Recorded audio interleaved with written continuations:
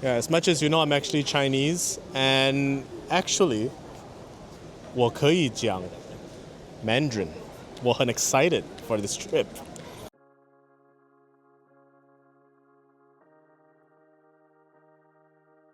Oh, got some more media buddies that are joining me at Wuhan. Yeah. Hassan and Izami. Yeah, boys. Bro, why you copy me? Use same headphones. Huh? I love you, babe. I love you so much, babe. Not as much as he loves these shoes. Oh my god.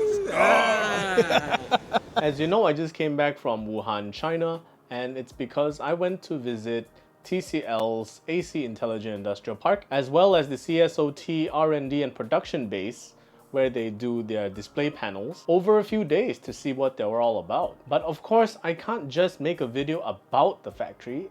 There has to be some things about Wuhan itself, right? Here's how the story goes. We took an early flight and landed at the Tianhe International Airport and took a bus to Jianghan Road, which is pretty much downtown in Wuhan. From there, it's pretty much everything all over the place, and it's from that road you are in walking distance to the Yangtze River, China's longest river. The climate was pretty much like KL, but with a lot less humidity, but with still over 30-degree weather, and you know, my skin wasn't that oily, which was a miracle. Jianghan Road, Hankou, is actually a pretty great area to be in. There's plenty of local and fast food joints to eat in, and the pedestrian street is about 1,600 meters long, which means it's also the longest pedestrian street in China. That's a double whammy. But you could really see everything there. I could see people selling everything on the streets. I got crazy at Miniso. I got crazy when I saw my Chikawa toys, you name it.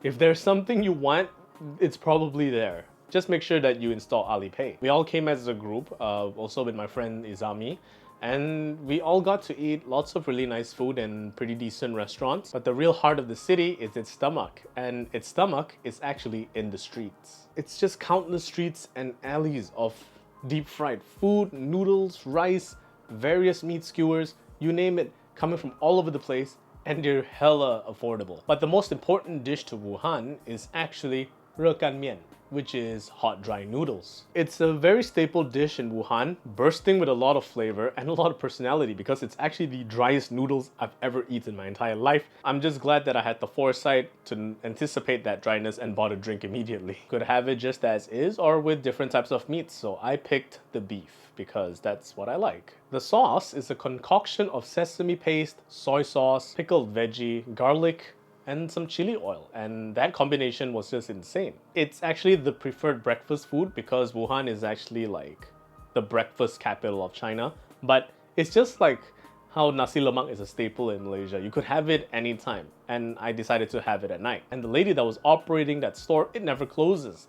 This city actually never sleeps. There's always going to be food made accessible to you, which is awesome. The next morning, we were up bright and early to go to the TCL Wuhan Intelligent Industrial Park, which I covered in my previous video, all about air conditioning and how TCL manufactures them. This is a huge smart manufacturing facility with R&D capabilities and manufactures some of TCL's higher-end air conditioning systems while still being able to create newer innovations and features for their future product. The testing labs were also there, so I could pretty much see how the QC was handled, and it's across various metrics. If you want to know the full details, you should definitely watch my previous video, because it's actually very interesting and I really got to learn a lot about air conditioning units and how is it made, or pretty much how TCL makes them, and by that extension, how they set the standard in the industry. The following day was actually quite interesting as well. We visited TCL's China Star Optoelectronic Technology Park,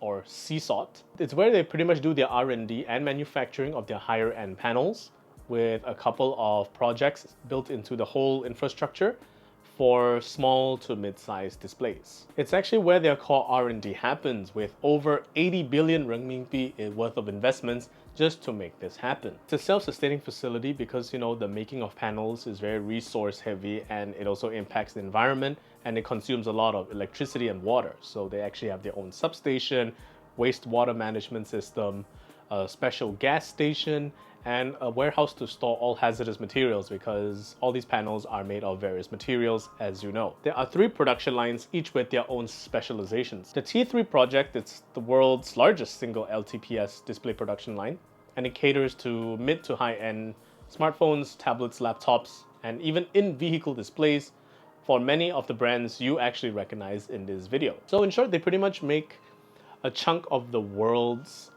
display panels for the brands. This is pretty straightforward stuff. The T4 project, which is a 6th generation flexible AMOLED production line, this is like their most expensive baby right here. It's pretty essential for TCL Seasaw's innovations and efforts into the flexible display market for foldable smartphones and wearables. So as you can see, I got to see like that really cool Huawei fully flexible AMOLED tablet, and that's just one of the many examples of flexible AMOLED screens that they do make. So this is actually a very, very expensive process. And from what I know, this is the most expensive production line they have, which is about 40.7 billion renminbi, half of the entire total investment. The next and final project is the T5 project. It's still in phase 1 of construction, so I couldn't see much, but it's dedicated to new IT in-vehicle displays and even the VR front. So as you can see, all the things that they put here in place, it was just to show that they've got everything covered, you know, from your smartphones, your tablets, your monitors, your laptop screens, big TV screens, small TV screens, VR, your in-vehicle display like your dashboard and whatnot. They've got it all covered. Like I said, they really do manufacture a chunk of the world's displays, and they're going to be continuing on being the forefront of that responsibility. And their latest innovation is actually a new approach to creating these OLED panels through inkjet printing technology that they've pretty much tried to do, because it's more cost effective, because as you know, OLED panels are actually quite expensive to create and manufacture. So to create a cost-effective method to improving that process and yielding more in the long run, it will stimulate more competition. I do want to see more affordable but still pretty good OLED panels fitted onto the next generation of newer monitors and even phone screens, and hope that we could just bring the cost down, because everyone should be enjoying their tech. But personally, my level of confidence, yeah, it's building, because they've actually already deployed successful prototypes based on their new inkjet printing technology. So, you know, that's a kind of a big space to watch out for the next few years. I kind of wish I spent more time in this facility just to see how they really manufacture these panels. But you know, time was short and we've actually had a lot of things covered. Either way, Wuhan was a great place to be. There's plenty of food, there's plenty of things to do, there's plenty of things to shop. I've never bought so many chihuahuas in my entire life. I don't know guys, maybe in the future I get to go back to Wuhan again, or maybe go to another main production line somewhere in Shenzhen to see what it's all about. But either way, this has just been a very nice casual vlog for my trip to Wuhan. So thanks TCL, that was a pretty great and insightful trip. And thank you all for watching. I'm Zen the Geek. I'll see you guys in the next video.